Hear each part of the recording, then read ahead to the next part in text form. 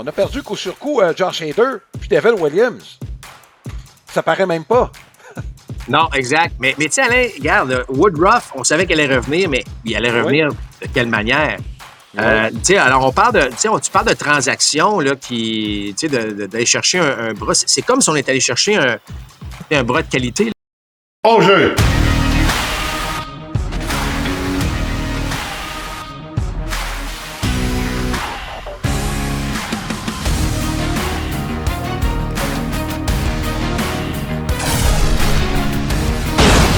Deuxième prise! Compte complet! Le balado Côte complet est présenté par Don Match, à Boucherville et au Saguenay, votre centre d'entraînement et boutique de baseball avec cage de frappeurs intérieur et lance-balles, fier partenaire de votre passion. Et par les capitales de Québec. C'est plus qu'accessible, c'est plus que du baseball. Voici vos animateurs, Alain Husereau et Mark Griffin.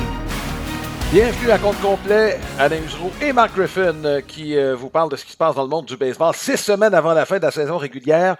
Ça va vite, Marc. On va parler des Blue Jays de Toronto au départ dans le premier bloc, tout simplement parce qu'il y a des décisions qui ont été prises. Écoute, tu l'as dit, je pense, à plusieurs reprises. T'aimes beaucoup Joey Loperfido, victime un peu du retour de George Springer. Moi, j'aurais pensé que Ty France, c'est lui qui aurait copé. Bien franchement, je pensais qu'il aurait été seulement de passage avec les Blue Jays de Toronto. Lorsqu'on l'a acquis, l'impression c'était que c'était le gars à prendre si on voulait Varland. Ça arrive souvent. Débarrasse-nous du contrat, puis on va te donner Varland pour moins cher que ce qu'il vaut. Là, France encore avec l'équipe. Loperfido, Marc, regarde, on va se dire, ne méritait pas d'être rétrogradé. Tu penses quoi de cette décision-là? Puis qu'est-ce qui se passe dans la tête de Loperfido? T'as beau lui dire, regarde, t'as fait ce qu'il faut et tout ça. Le gars, t'en beau jouer le vert, là.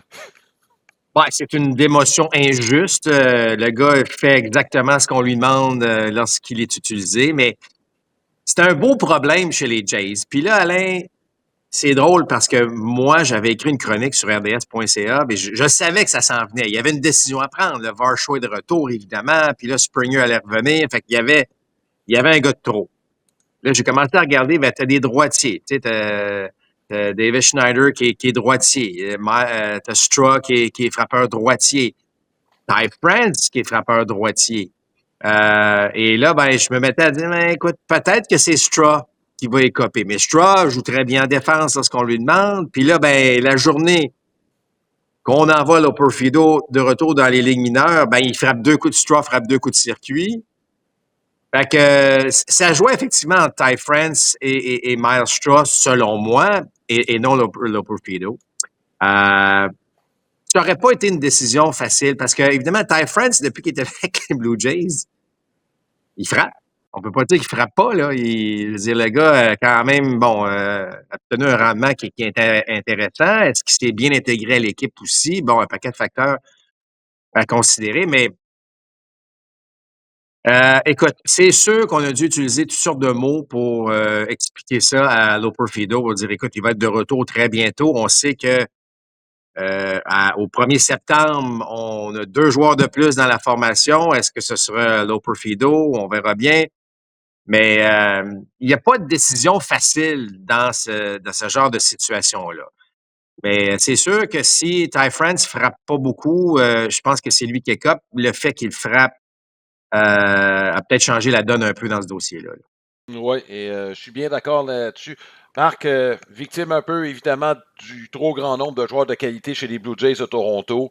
Mais ceci étant dit, Alain, l'avenir passe par Loperfido. Tu sais, je veux dire, ben oui. moi, je veux dire, ce gars-là, il va être un Blue Jay, selon moi, pour un petit bout de temps. Moi, je trouve, il y a des allures, puis là, attention, lancez-moi pas les tomates, là, mais il y a des allures de Kyle Tucker, je trouve, dans sa façon de se présenter au bâton. Je ne vous dis pas qu'il va devenir aussi bon que Kyle Tucker, mais il y a du potentiel derrière ce gars-là, assurément. Oui. C'est pas un gars qui va frapper 30 circuits par année, là, Loperfido. C'est pas ce profil-là, Marc. Peut-être pas, Alain, mais je pense que c'est un gars qui peut aller frapper son nombre de coups de circuit éventuellement. Laissons lui le temps là, d'avoir une coupe de saison là, derrière la cravate pour essayer de voir ce qu'il est capable de faire. Mais je trouve qu'il a un potentiel. C'est un très bon athlète. Je sais que les Astros ont détesté cette transaction-là en raison de Loperfido. Il y a quelque chose là. Il y a quelque chose là, puis il va falloir le développer comme il le faut. Bon, regarde, en ce qui concerne la dernière semaine, Marc, regarde, on a gagné notre série contre les Rangers du Texas en fin de semaine. On continue notre petit train. Évidemment, les Yankees ont gagné leurs 3 matchs contre une équipe sans vie, les Cards de Saint-Louis. Contre les Rays, ça va être différent, Marc. Je sais que les Rays ne jouent pas si bien, mais les Rays ne sont pas intimidés par les Yankees. Je m'excuse, là, quiconque a vu jouer les Rays ces dernières années, là, c'est une équipe que les Yankees n'aiment pas affronter. Puis c'est eux autres qui vont être sur le chemin des Yankees en début de semaine. Donc, ça va être intéressant de voir ce qui va se passer de ce côté-là. Je veux demeurer avec les Blue Jays, Marc, et là, on va parler d'Alejandro Kirk. Je ne te dis pas que c'est le mal aimé des Blue Jays de Toronto. Tu as toujours aimé les joueurs plus athlétiques, Marc. Écoute, je vais révéler un petit secret, là. Ça te frustre un peu quand il y a un gars au premier et qu'il y a un roulant parce que tu n'as même pas besoin de regarder. Tu le sais que ça va être un double jeu. avec Alejandro Kirk. Toujours est-il, Marc, il est devenu un incontournable chez les Blue Jays de Toronto. C'est pas compliqué, là. C'est devenu un des meilleurs receveurs dans le baseball majeur présentement. Il est bon en défense. Il semble bien diriger les lanceurs. Bon, regarde, tu me dis, il laisse passer des tirs. Regarde, c'est la technique qu'utilisent tous les receveurs aujourd'hui. Il va y en avoir des balles passées. Puis c'est dommage, mais il va falloir vivre avec. On est dans cette ère-là avec Alejandro Kirk. Il n'y a pas le physique le plus athlétique non plus. Mais Marc, ce qu'il fait, il le fait très, très bien avec une approche au bâton qui est moderne. C'est exactement ce qu'on demande aux frappeurs modernes. Marc, c'est un gars qui est sélectif et qui frappe la balle d'aplomb. Magnifique histoire, celle de Kirk. Moi, je sais que lorsqu'il est arrivé, on considérait comme un bon frappeur. Moi, je voyais pas, je le voyais pas, là, mea culpa à ce niveau-là. Je voyais pas Kirk devenir un joueur aussi dominant. Je parle de domination parce que c'est un excellent receveur maintenant. Écoute, moi, il m'a surpris à tout point de vue. À tout point de vue. Puis je trouve qu'aujourd'hui, là, il faut lui lancer les fleurs parce que Alain, il cadre très, très bien les tirs. Lorsqu'on voit un match des Blue Jays, tu compares toujours la façon que le receveur attrape les balles, cadre les tirs. Et Kirk semble toujours avoir l'avantage à ce niveau-là. Je connais pas la synergie qu'il crée avec les lanceurs, mais de toute évidence, elle semble bonne. Et ce qu'il fait au bâton, écoute, lorsqu'il est sur une bonne séquence, ça paraît. Ça paraît vraiment dans le rôle offensif des Blue Jays. Alors, il s'est développé comme un vrai receveur numéro 1. C'est tout en son honneur. Moi, je suis surpris, mais agréablement surpris de ce comportement sur le terrain de Kirk. Puis je trouve qu'on l'utilise bien. On lui donne des journées de repos. Tu sais, souvent, là, on a tendance, des fois, les jeunes receveurs de hey, vas-y, là, t'es jeune, t'es capable d'en prendre, là, mais écoute, on faisait le match de dimanche, là, Alain, le match qui était à Williamsport, là, puis c'est pauvre Alvarez des Mets, t'as l'impression là, que physiquement, là, c'est pas facile d'être receveur. Il faut donner du repos à ces gars-là. Je trouve qu'on le fait bien là, présentement chez les Blue Jays de Toronto pour maximiser le rendement de Kirk lorsqu'il est sur le terrain. Vraiment, Alain, moi, je trouve que c'est une belle histoire parce que tu sais, des fois, on voit des gars arriver puis on dit « Ah, lui, c'est sûr qu'il s'en va, tu sais, qui va connaître du succès. » Puis j'avais mes doutes, moi, sur Kirk. Et vraiment, chapeau, je trouve que c'est extraordinaire. Puis c'est à moi de mieux évaluer peut-être éventuellement le potentiel d'un gars de même, mais je trouve que c'est une des belles histoires du côté des Blue Jays de Toronto cette année. Puis juste en passant, en terminant sur les Jays rapidement, on en parle moins, là, mais c'est toujours une bonne chose. Mais Vlad Guerrero joue du très, très, très bon baseball actuellement. Marc, je regardais un petit peu tu sais que c'est la statistique que je regarde pratiquement le plus, le win probability added. Là. Il y a eu des gros coups sûrs. Vlad Guerrero, c'est pas juste qu'il est en train de produire, Marc, c'est qu'il est en train de produire dans des moments importants. Et c'est ce que tu demandes de tes gros frappeurs. Puis non seulement ça, Marc, mais juste avant le balado, je regardais dans toute la Ligue américaine cette statistique-là que je trouve très importante. Il est 3e dans toute la Ligue. 3e pour avoir permis à son équipe de gagner. Les 2 premiers, je pense que c'est des noms que tu ne seras pas surpris d'entendre. Aaron Judge et Cal Raleigh. Ouais, écoute, Vlad, il est dans cette catégorie-là, effectivement, Alain. Et, tu sais, bonhomme Alain est rendu à 21 coups de Ouais. circuit. Mais tu as raison, des présences de qualité frappent. Écoute, il a frappé. Il y a des matchs, Alain, qui a eu bon, Vlad a eu un coup sûr, mais il a frappé 3 balles à 110 000 à Ouais. l'heure qui est sorti de son bâton. Donc, c'est sûr que les succès des Blue Jays passent par tout le monde. Là. C'est vraiment un succès d'équipe là, Ouais. présentement chez les Jays, mais Vlad est quand même l'espèce de pierre angulaire, cette espèce de pièce maîtresse au milieu de la formation qui fait une grande différence. Marc, je veux juste te parler de Berrios. C'est peut-être un peu inquiétant son rendement des dernières semaines. Mieux vaut que ça arrive au mois d'août. Si les séries commencent demain matin, tu es partant. Est-ce que tu y vas avec Scherzer et Lauer? C'est les deux meilleurs présentement. Écoute, moi, j'irai pas avec Berrios. Si je vais répondre ça de même, là, Ouais. j'aime pas ce que je vois de Berrios actuellement. Trop vulnérable pour la grosse manche. Gassman, tantôt très, très bon, tantôt un C'est peu plus ça. ordinaire, donc un peu d'inconstance, mais ça reste que Gassman, j'aurais plus confiance en lui que Berrios. Écoute, Alain, l'arrivée de Bieber va faire du bien. Et moi, je pense qu'on va tomber à une rotation à 6, selon moi. Mm-hmm. Et là, ben, ça va peut-être aider là, un gars comme Berrios et les 6 dernières semaines ou les 5, tout dépendamment lorsque Bieber va revenir ou va venir jouer pour la première fois avec les Blue Jays. On a quand même un 5 semaines et demie, 6 semaines pour préparer, évidemment, la rotation en série parce que, allez, on ne se cachera pas, les Blue Jays vont faire les séries. La question est de savoir est-ce qu'on va terminer au premier rang de la division ou non. Alors, il faut préparer ça. Il faut déjà penser à ça, Alain, parce que si tu veux faire des changements dans une rotation, c'est maintenant que tu le fais. Ce n'est pas à une semaine des séries. Là. Les 10 prochains jours, Marc, on affronte des équipes plus vulnérables. C'est pas compliqué, là. Pittsburgh, Miami, Minnesota. On va peut-être oublier le premier match, c'est Paul Skeens qui lance, mais les Pirates ne frappent pas beaucoup, donc on a peut-être une chance de ce côté-là. Mais c'est 3 équipes très prenables là, qu'on va affronter. Peut-être que Miami a un piège, Marc, parce qu'il y a des gars qui vont bien, même si on vient de perdre Star Wars là, je ne serai pas de la série contre les Blue Jays de Toronto. Mais c'est quand même les 10 prochains jours, des séries importantes, parce qu'après ça, Marc, ça va être compliqué, les 3 séries suivantes, là, Milwaukee, Cincinnati, puis les Yankees. C'est ça. Donc, il faut profiter des équipes vulnérables quand ça passe. Ben, regardez, les Yankees ont balayé les Cards. C'est C'est ça. exactement ce qu'ils devaient faire. Ils l'ont fait. Alors, il faut que les Jays, s'ils veulent suivre poursuivre, c'est quand même 5 matchs d'avance. C'est pas rien, mais ça reste qu'il faut que tu gagnes ces matchs-là. Il faut que tu gagnes des séries, Alain. C'est sûr que des balayages, là, c'est super, mais gagne tes séries d'ici la fin de l'année, tu vas finir au premier rang de la division. Absolument.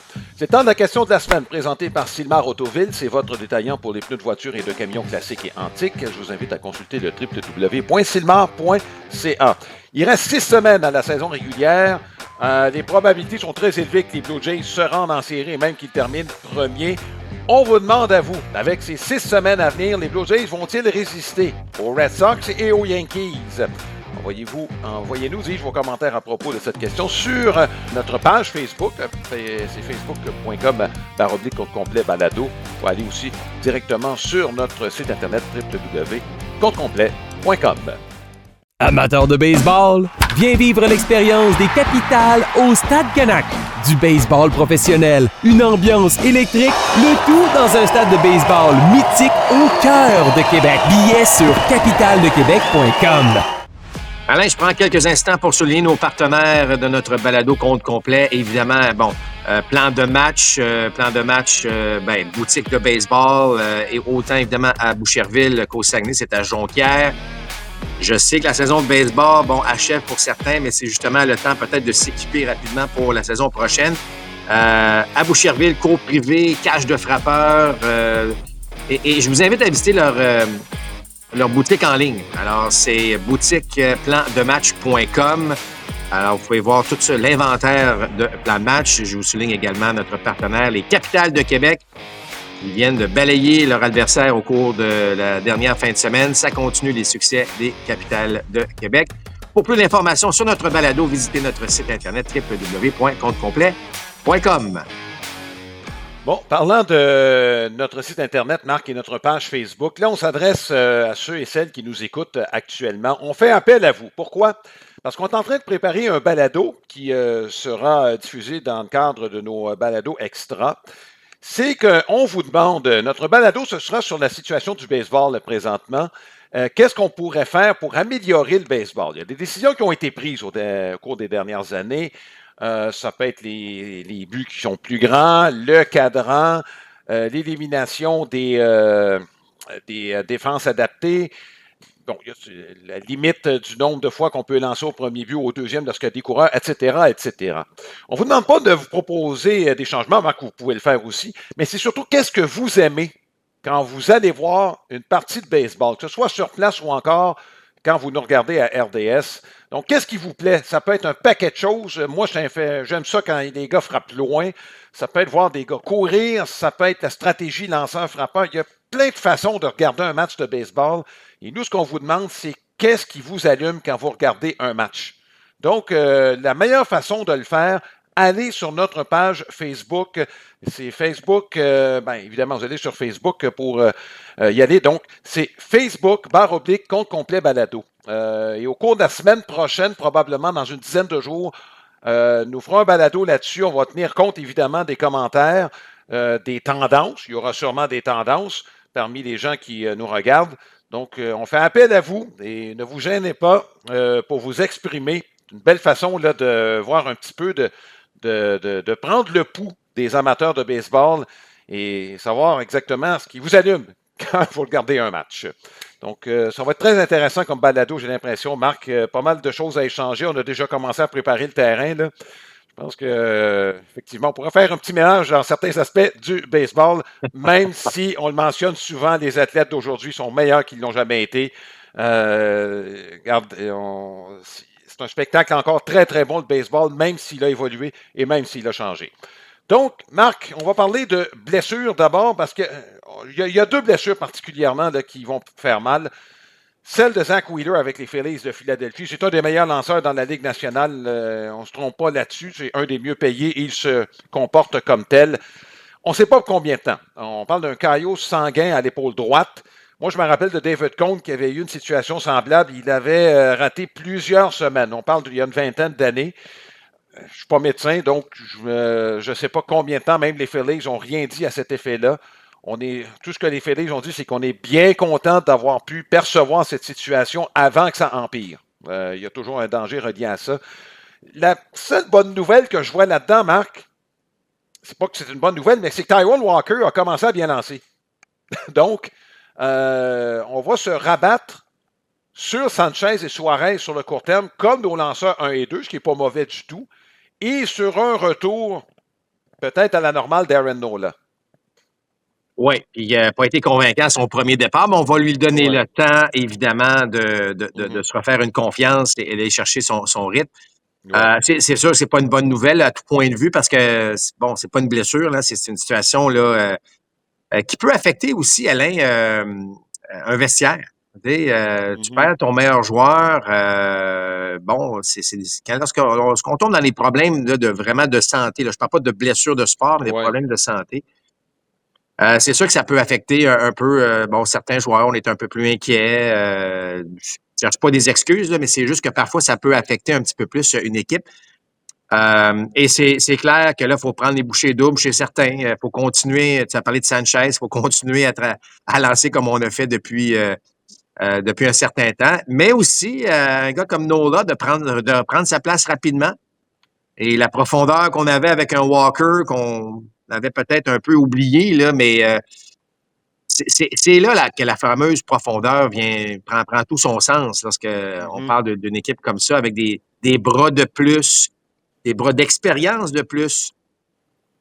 Les Phillies se sont quand même dotés d'une avance intéressante, je dirais pas confortable, mais certes intéressante dans la division Est. C'est important là, de garder le cap et de poursuivre parce que lorsque tu avances comme ça à 6 semaines, Alain, autant les Blue Jays que les Phillies, par exemple, c'est que là, tu l'as entre tes mains, ta destinée. Tu n'as pas besoin de toujours regarder le classement ou regarder le pointage à l'étranger pour voir qu'est-ce qui se passe avec les Mets ou qu'est-ce qui se passe avec l'autre équipe. Alors, mais c'est une équipe de vétérans, celle des Phillies de Philadelphie. Moi, j'ai l'impression que ça peut être très rassembleur, ce genre ce genre de situation-là lorsqu'on perd un Zach Wheeler. Et de permettre à tout le monde là, de prendre le taureau par les cornes puis d'amener l'équipe en série. Ouais. Parce qu'une fois en série, on le sait, Alain, là, tout peut arriver. Oui, exactement. L'autre blessure, Max, c'est Max Muncy. Regarde, en fin de semaine, les Dodgers ont balayé les Padres. C'est pas compliqué, puis c'est pas un hasard, Marc. On a vu au Monticule un Blake Snell, un Tyler Glasnow. Là, ces gars-là commencent à revenir. Et c'est pour ça que les Dodgers les ont embauchés. Faire des séries, puis rendu en série, ces gars-là vont être en santé, ceux autres qui vont nous amener jusqu'au bout. C'est un peu ce qu'on prévoyait. Mais là, Max Muncy, c'est parce que c'est le 4e joueur d'avant-champ qui est sur la liste des joueurs blessés. Dans le dernier match, c'est Buddy Kennedy qui était au 3e but. Buddy Kennedy, qui la semaine passée était avec les Blue Jays de Toronto. Puis il n'y avait plus de place dans le 40 joueurs, évidemment. C'est pour ça qu'on l'a laissé aller. Les Dodgers trouvent le moyen de gagner quand même. Marc carbure encore avec les 3-4 premiers frappeurs. Mais je regardais à l'avant-champ. Là, il va falloir faire confiance à des jeunes. Le jeune Freeland qu'on a rappelé, Max Freeland. Il va falloir qu'il y ait plus de responsabilités en attendant le retour d'autres joueurs. Miguel Rojas va jouer plus souvent. Mais c'est parce que Muncy allait bien, Marc, et apportait un bel équilibre dans ce milieu bas de la formation qui a, disons-le, pas beaucoup produit cette année. Écoute, Alain, oui, on met l'emphase sur les Dodgers, absolument, mais quelle série décevante pour les Padres. Oh ouais, oh ouais. Tu avais l'occasion en or de passer le message, là, que là, petite, les Padres avaient leur gros lanceur aussi, Alain, là. Ben oui. Puis les Dodgers ont joué du meilleur baseball. Alors, Alain, moi, je trouve, en tout cas, pour un partisan des Padres, là, extrêmement décevant, là, j'imagine, de voir cette équipe-là jouer de la sorte dans une série très importante. On sait que c'est très serré entre les deux équipes. T'as encore les Dodgers qui battent donc les Padres. Écoute, Muncy, mine de rien, il était en train de se... C'est une deuxième blessure là, dans le cas de Muncy, mais Ouais. il est en train de nous donner toute une saison de baseball. Là. Je sais évidemment que, bon, Ohtani, puis Freeman et Mookie Betts et compagnie, là, il y a des Will Smith connaît une saison exceptionnelle, mais ça passe sous le radar ce que faisait Max Muncy. Mais on balaie la série contre les Padres.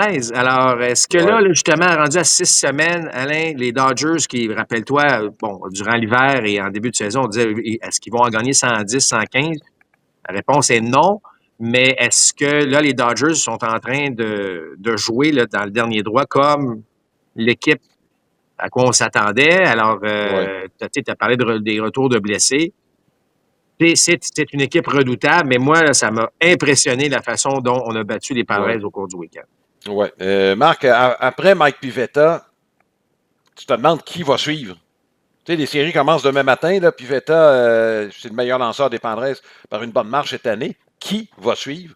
Cease a été très irrégulier. Michael King revient. Ce serait lui mon choix dans la mesure où il est capable d'avoir le même rendement et il est aussi en forme qu'il l'était en première moitié de saison. Ben, ça fait beaucoup de si, là. C'est ça, c'est exact. Alors, tu sais, bon, Nick Pivetta, ça devait pas être ton leader. Ça devait être un gars qui venait appuyer. Là, il va très, très bien. Yu Darvish qui revient au jeu. Bon, on va lui aussi lui donner le temps peut-être d'une mise en forme, là, certes, mais bon, ça a été des matchs serrés, tu vas me dire, mais ça reste que l'avantage est allé aux Dodgers. Puis, en tout cas, je trouve ça fatigant. En tout cas, je connais quelques partisans des Padres qui n'étaient pas très, très heureux au cours du week-end. On peut les comprendre. Marc, rapidement, c'est les dernières heures, là, les Red Sox de Boston, on disait qu'ils cherchaient un premier but, mais ils l'ont peut-être trouvé. Nathaniel Lowe, qui a été libéré par les Nationals de Washington. Marc, au cours des dernières semaines, Lowe ne frappait pas du tout. Puis, regarde, il y avait 2 joueurs qui occupaient à peu près la même position au sein de l'équipe, lui puis Josh Bell. Donc, on l'a laissé partir. Les Red Sox le récupèrent. Je souhaite seulement qu'Abraham Toro n'écope pas. Mais Marc, en vue de la fin de saison, ce qui m'inquiète un petit peu, là, c'est compte tenu de la façon dont les équipes bâtissent leur formation. Un David Hamilton, on a souvent un lapin au sein de l'équipe. Là, tu ajoutes Nathaniel Lowe. Moi, j'ai peur un petit peu qu'il écope et qu'il soit le joueur de trop, là, éventuellement. En tout cas, Pour être certain, là, c'est pas Nathaniel Lowe qui va être le lapin, là. Non. On pourra en parler tantôt, ça. Écoute, je suis d'accord. J'ai une pensée aussi pour Abraham Taureau. Ouais. Abraham, bon, frappe moins, on va se le dire, après un excellent début de saison, mais est quand même très, très, très polyvalent dans la formation. Est-ce que là, l'autre qui est frappeur gaucher, Alain, est-ce qu'on va faire une rotation avec Gonzalez, qui lui est frappeur droitier? Est-ce que Comment on va utiliser ça? On va le savoir probablement ce lundi ou en tout cas, au cours du début de la semaine. Qu'est-ce qui va se passer? Qui va écoper chez les Red Sox de Boston? Mais en termes d'équipe, c'est quand même... Bon, Lowe est capable de produire, Alain. C'était pas une grande saison qu'il avait, mais il était capable d'aller chercher le coup de circuit. Puis c'est un producteur de points. C'est un gars qui a toujours quand même produit un peu. Est-ce que c'est ce que les Red Sox voulaient davantage dans leur poste de joueur de premier but, le combiné? Mm-hmm. C'est pas une embauche qui est folle. Ça, c'est certes du côté des Red Sox de Boston. Maintenant, qui va écoper? Là, c'est un peu ça qui est la grande question, finalement. Oui, écoute, Lowe, à ses 27 derniers matchs, Marc, il frappait pour 143. Pas un petit échantillon, là. Oui, non. Puis, garde, un changement d'air peut faire du bien, mais c'est un gars, Alain, qui, dès le premier match de la saison, lorsque j'ai vu les Nationals là, au mois d'avril, j'ai fait comme « Wow! » C'est pas lui qui est arrivé le plus en forme au camp d'entraînement, on va dire ça de même. On va continuer là-dessus, Marc, parce qu'on va parler des Rangers du Texas. Des Rangers qui glissent. Leur probabilité de faire les séries, ça diminue de semaine en semaine. Marc, c'est une équipe qui a gagné la Série mondiale il y a 2 ans. On a entendu les propos de Kevin Pillar. C'est pas qu'il y a de la dissension dans l'équipe, mais on sent pas un esprit d'équipe. C'est un peu ce qu'il disait. Chacun fait des choses de son côté. Le baseball, c'est un sport le plus individuel des sports d'équipe. On pourrait, dire, c'est correct, mais rien de grave. Mais là, Marc, tu regardes un peu cette équipe-là. Rappelle-toi mon évaluation de début de saison. Marc, moi, j'avais pas confiance. Je trouvais que le cœur de l'équipe en attaque était vieillissant. Puis je parlais des 3. Là. Je parlais de Semien, de Seager puis de Garcia. Les 3, ils sont pas dans le cœur de leur meilleur. C'est pas une équipe très athlétique. Et dans l'entre-saison, tu t'en vas embaucher Jock Peterson puis Jake Burger. Puis t'ajoutes Randy Tellez dans les dernières semaines. Tu mets ça sur la balance, Marc. C'est correct. C'est pas la plus athlétique des équipes. On va se le dire. Là. Même si en défense, les statistiques semblent bonnes, Marc, et tout ça. Mais on a l'impression que cette équipe-là est aussi amorphe que les conditions physiques de certains joueurs. Écoute, premièrement, ça vaut ce que ça vaut. La probabilité de voir les Rangers faire les séries est à 11% actuellement. Ça vaut ce que ça vaut, là, mais il va falloir un revirement de situation assez drastique et je ne le vois pas, ce revirement de situation-là. Tu fais bien de mentionner qu'en début de saison, lorsqu'on a fait l'évaluation des équipes, on s'est dit ça va frapper, mais il y a toujours le mais est-ce que tout le monde va être en mesure de donner le rendement compte tenu de l'âge? Et c'est un peu ce qui est arrivé, Alain. Les jeunes, tu vois qu'il y a des jeunes dans cette équipe-là, ça pousse, mais on est bâti autour de vétérans. Ouais. Le baseball, tu en as parlé tantôt, Alain, a changé. A changé pour le mieux à bien des égards. Et c'est-à-dire que les jeunes prennent plus de place. Il y a plus de joueurs athlétiques, il y a plus de joueurs qui couvrent du terrain, il y a plus de joueurs qui vont chercher des coups sûrs à l'avant-champ en raison de leur vitesse. Il y en a de plus de ces gars-là. Mais ils ne sont pas avec les Rangers. Et moi, en tout cas, je comprends que la feuille de route est importante, mais Alain, on frappe un mur à un moment donné lorsqu'on atteint un certain âge, combiné, on va se dire, à une forme physique un peu plus douteuse. Et tu sais, je regarde un Peterson, Alain, Jock Peterson, qui a connu une carrière exceptionnelle. Rappelle-toi, là, chaque équipe qu'il allait, il se retrouvait en série mondiale ou en série. Bon. Mais à un moment donné, Alain, il n'y a plus rien qui passe. Les mains ne passent plus. Là. C'est pas parce qu'il est rendu à 39 ans, là, mais les mains passent moins. Les blessures sont un peu plus tannantes, affectent un petit peu plus le joueur.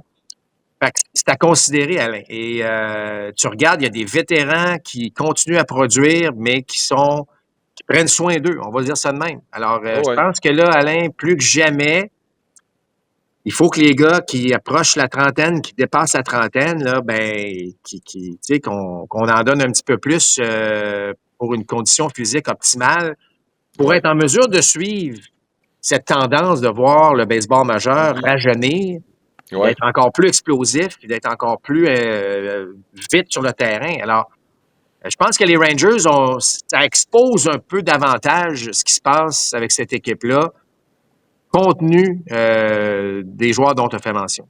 On n'est pas assez athlétique. Je pense que ça revient à ça. Là, et, il y a des lanceurs. Regarde DeGrom. DeGrom prit soin de lui. Evaldi prend soin de lui. C'est pas pour rien que c'est probablement deux des meilleurs joueurs, toutes positions confondues au sein de l'équipe. Mais c'est ça. L'âge a fini par rattraper, je pense, sur le plan athlétique, certains joueurs, dont certains qui n'ont peut-être pas pris soin d'eux au niveau où ils auraient dû sur le plan professionnel. La carte de baseball, maintenant, de la semaine, c'est une présentation de cartes-dépôt.ca. C'est votre détaillant de cartes sportives et non sportives. Plus de 60 000 articles disponibles sur eBay et une cote parfaite de satisfaction à 100%. Marc, quelqu'un que tu as côtoyé, Eddie Murray. C'est la carte 1983. Ça, c'est l'année où il a remporté sa seule série mondiale. C'est la carte 141, dis-je, de la série OPG. Il est un membre du Temple de la Renommée. Il a frappé plus de 500 circuits, frappeur ambidextre. Rarement blessé. Ça, faut quand même le dire.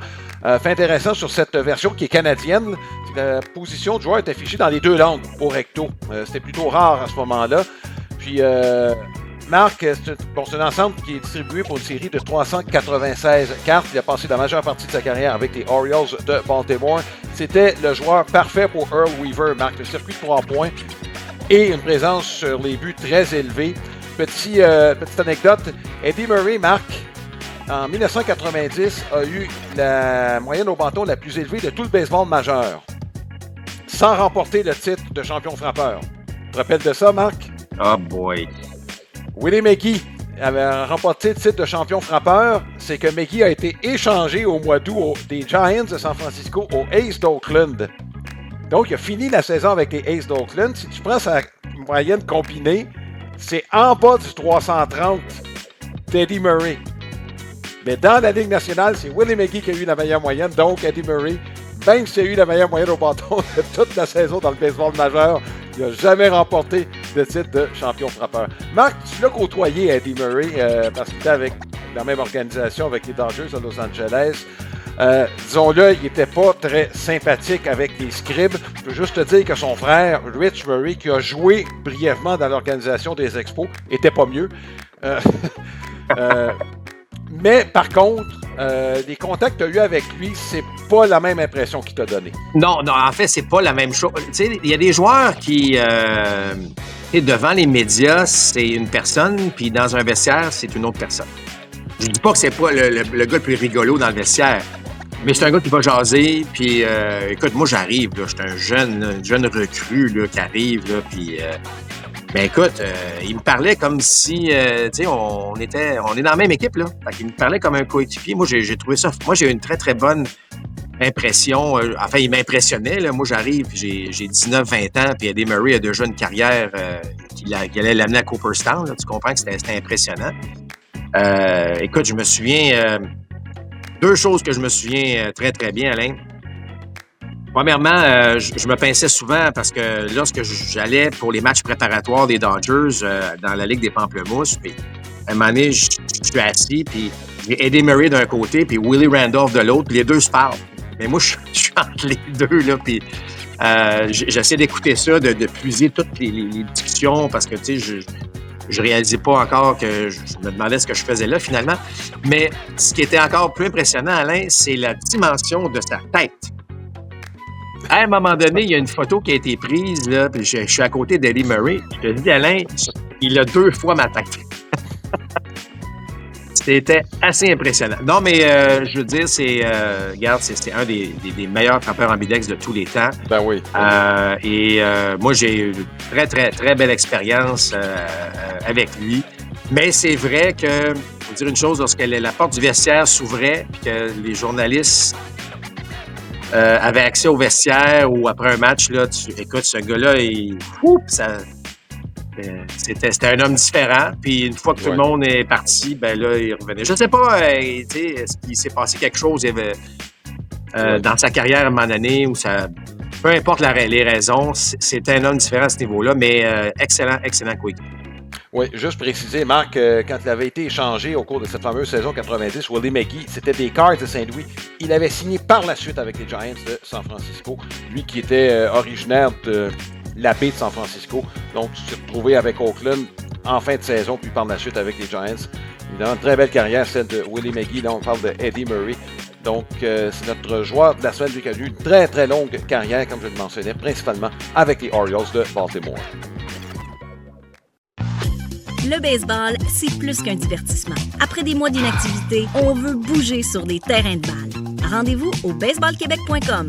Débranche tout et on va jouer dehors. Ce sera ton été de baseball. Nous vous invitons particulièrement les jeunes à la lecture et avec les livres de notre ami Bob McDuff de la série, évidemment, de Baseball Bob. Il y a un 4e livre de cette série qui est sorti un peu plus tôt cette année, Baseball Bob et le chant des tournesols. Baseball Bob qui est mêlé également avec l'organisation des Aigles de Trois-Rivières, responsable notamment du musée du baseball. C'est très bien fait. Si vous allez faire un petit tour dans ce coin-là, évidemment, allez jeter un petit coup d'œil. Donc, pour les jeunes, si vous voulez vous initier à la lecture, pourquoi pas au baseball, qui est le thème central des livres de Bob McDuff, vous pouvez aller sur le site internet www.baseballbob.ca. Notre profil de la semaine, Marc, Bryce Turang. Pourquoi lui, Marc, c'est lui qui a le WAR le plus élevé de la meilleure équipe du baseball majeur présentement. Rien de moins. C'est le 2e plus régulier des Brewers de Milwaukee. Il s'est fait connaître pour son gant. Je ne me trompe pas, c'est le gant platine qu'il a gagné l'année passée, 2e but. C'est quoi le gant platine? Bien évidemment, tu gagnes le gant d'or. Mais c'est celui qui a contribué le plus, toutes positions confondues, à aider son équipe en défense. Ancien choix de première ronde des Brewers de Milwaukee, c'est un gars originaire de la Californie. Son père a joué 2 ans dans le baseball majeur dans les années 90. Et Marc, il a connu une progression, c'est sa 3e année, à chacune de ses années à l'attaque.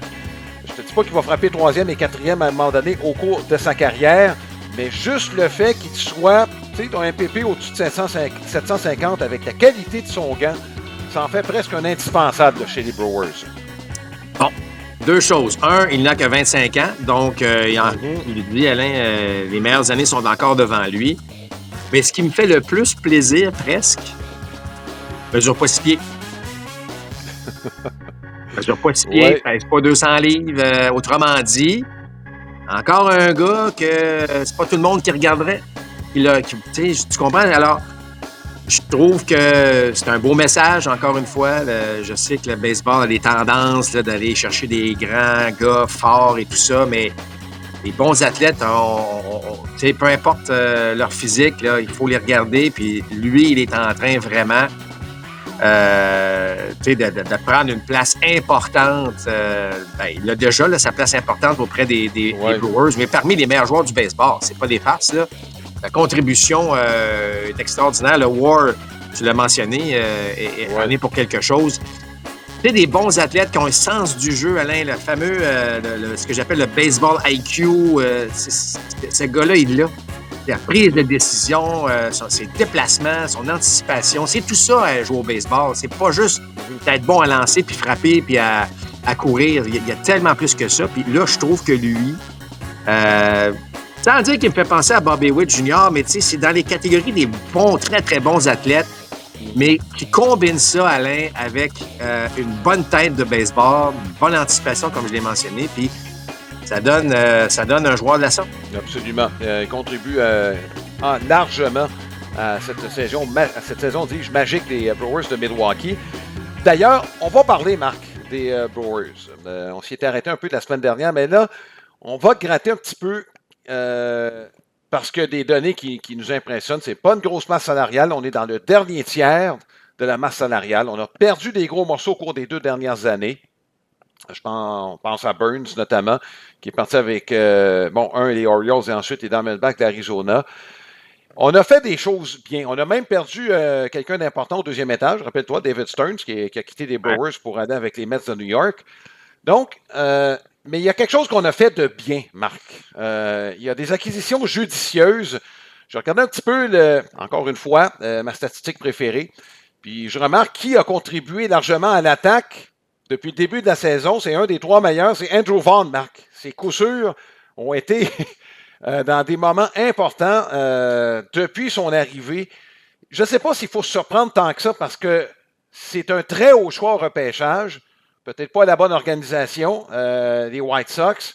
On l'a fait graduer beaucoup trop tôt, mais il y a un paquet de petites décisions comme ça qui s'accumulent et qui ont fait en sorte que l'équipe, cette année, gagne et impressionne. Bon, tout à fait.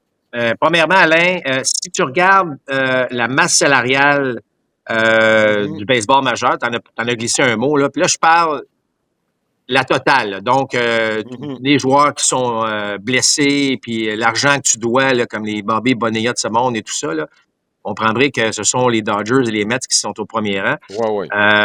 Mais tu sais, juste pour vous comparer ça rapidement, là, les Dodgers et les Mets, là, on est autour de 340 millions. Là. Ça, c'est total. On se retrouve, Alain, au 23e rang avec un total de 113 millions. Donc, on voit là, c'est 3 fois moins. C'est 3 fois moins. Et c'est un des plus petits marchés de tout le baseball. Mais Milwaukee, Alain, et la région, là, c'est pas immense. Là. Ouais. Bon, ceci étant dit, on a parlé longtemps des Rays de Tampa, Alain, de survivre dans une industrie de la sorte. Là, il va falloir commencer à songer sérieusement à penser aux Brewers de Milwaukee lorsqu'on parle de la sorte. Les Brewers n'ont pas toujours eu une très bonne réputation. Alain, moi, je me rappelle lorsque j'étais joueur, la façon dont on traitait les gars dans les ligues mineures, c'était pas parfait. C'est l'organisation que j'entendais le plus souvent où il y avait c'était pas toujours joyeux là, ce qui se passait et tout ça. Les entraîneurs qui avaient là-dedans, je veux pas blâmer des personnes, mais je veux dire, c'était vraiment la réalité. Il y a quelque chose qui s'est passé dans cette organisation-là au cours, je vous dirais, des 10-12 dernières années, où là, vraiment, là, c'est comme si on a mis l'accent là-dessus. On a mis l'accent sur le développement. On a dépensé davantage au niveau justement du développement des joueurs, de s'assurer que le repêchage est plus est mieux préparé. Puis là, on a l'impression qu'on voit le fruit de ça. Puis, tu sais, Alain, c'est une organisation qui a fait les séries, là. C'est pas c'est pas une organisation qui ça fait 15 ans là, qu'on n'a pas touché à un match de série. Donc, on a bâti quelque chose de bien, puis tu regardes, tu sais, Andrew Vaughn, on a analysé, là, à la date limite des transactions, on a analysé les équipes qui ont bougé, puis on parlait des Mariners et pour cause, mais c'est parce que les Brewers avaient bougé bien avant. Et Vaughn a fait le travail, puis alors, je veux aussi souligner ce que Pat Murphy fait. Bon, je sais que Counsell avait du succès, et Pat Murphy avait quand même de gros souliers à chausser compte tenu de la popularité de Counsell à Milwaukee. Puis Murphy est arrivé comme un père de famille, Alain, qui est venu gérer ça de façon extraordinaire. Rappelle-toi, lorsque Joe Madden avait quitté les Rays, on disait, bon, mais est-ce que la magie va disparaître? Kevin Cash a pris ça, puis il a amené ça à un autre niveau. Ça ressemble à ça. Ça ressemble à ça. Donc, autrement dit, c'est que lorsqu'un joueur arrive avec les Brewers, connaît son rôle, connaît la façon dont on joue. Je trouve ça, les équipes qui ont du succès, Alain, là, souvent, là, et à long terme, je parle. Je parle pas un succès d'une saison là, où soudainement tout va bien. Là.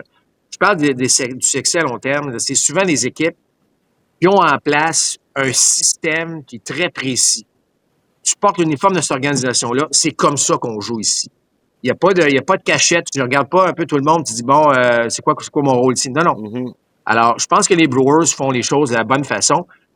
Puis tu retires le meilleur de tes joueurs à ce moment-là. Puis là, je sais que statistiquement, puis j'en parle souvent, mais statistiquement, on ne peut pas calculer ça, Alain, mais la synergie de groupe, le fait qu'on tire la couverte dans le même sens ou qu'on rame dans le même sens, ça fait une énorme différence. Puis là, tu as l'impression... Écoute, tu as vu, là, on a mis fin à la longue séquence de victoire, puis ça a pris un match en manche supplémentaire que les Reds sont allés chercher pour mettre fin à la belle séquence.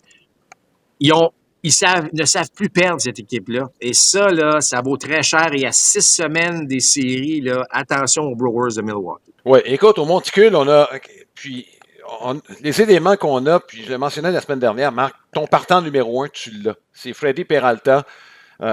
Chapeau. Woodruff semble en grande forme. Mezrowski vient de revenir. Quintana et Priester, Marc, complètent à merveille ce qui se passe. Donc, au monticule, on est très, très bien pourvu. D'ailleurs, ça le démontre, on est davantage dominant au monticule. À l'attaque, on est au-dessus de la moyenne, mais au monticule aussi. Et ça, malgré des pertes, on a perdu tous les meilleurs releveurs au cours des dernières années. Les partisans des Yankees ne seront peut-être pas d'accord quand je parle de Devin Williams, mais Williams, quand il était avec Milwaukee, je veux dire, c'était un des meilleurs. On a perdu coup sur coup Josh Hader puis Devin Williams. Ça paraît même pas. Non, exact. Mais tu sais, Alain, regarde, Woodruff, on savait qu'elle allait revenir, mais il allait revenir de quelle manière? Tu sais, alors on parle de, tu parles de transactions là qui, tu sais, d'aller chercher un bras. C'est comme si on était allé chercher un bras de qualité, le Woodruff qui répond bien jusqu'ici. Et Quintana avait connu une bonne saison l'année dernière. T'as l'impression que personne ne le voulait. Milwaukee qui va le ramasser. Et là, ben, c'est pour ça que je dis que ça ressemble de plus en plus aux Rays. Tu vas prendre des gars qui lancent moins bien ailleurs, puis là, soudainement, ben, ils se retrouvent à Milwaukee, puis ils vont très, très bien. Fait qu'il y a une recette qui fonctionne. C'est ce que je veux dire là, du côté des Brewers. Puis là, il va falloir les prendre au sérieux. Là. Oui, puis tu sais, il y a quelques bons bras dans cette équipe-là. Miguel, je ne suis pas sûr qu'on le voyait comme releveur numéro 1 potentiel. Il fait du bon travail. Puis si Abner Uribe était avec une autre équipe, Marc, on serait peut-être plus souvent la 8e et la 9e manche. Ouais, puis McGill, il y a le physique de l'emploi aussi. Là. Je veux dire, il y a une présence quasi intimidante au monticule. Alors, non, vraiment, on a pris de bonnes décisions. Puis les ventes de ce monde qui sont venus, puis ils ont embarqué dans le processus comme si rien n'était. Il se passe quelque chose de spécial. Puis, écoute, il n'y a rien qui me laisse croire que ça va s'étouffer, cette affaire-là. Oui, puis Marc, tu te rappelles, ça fait peut-être quelques semaines de ça, il y avait un match au cours desquels tous les lanceurs des Brewers utilisés dans ce match-là, il y avait eu quelques releveurs, ont lancé des rappels à au-dessus de 95. Tu sais, cette tendance-là, des Brewers l'ont appliquée là, à la lettre. La vélocité, c'est ce qui donne des problèmes aux frappeurs. Philippe Alou, c'est pour ça qu'il aimait des gars comme Miguel Batista qui faisait donner un paquet de monde, mais il lançait fort, donc il l'aimait. Philippe a déjà été dans le rectangle des frappeurs. Il le sait, c'est quoi qui donne des problèmes là, aux frappeurs. Là. Non, ben c'est clair, Alain. Puis, on n'a pas le meilleur différentiel. C'était quoi, le plus 161, là, si je ne m'abuse? Là. Je veux dire, on domine outrageusement. Donc, c'est pas la statistique, la meilleure statistique au monde, mais ça reste, Alain, que tu frappes bien puis ça compte pas beaucoup de points. Ça donne la meilleure fiche du baseball. Effectivement. On va les voir en série. Et, Marc, on aura le plaisir de les faire puisque RDS va présenter les séries de la Ligue nationale cette année. Voilà ce qui complète ce balado.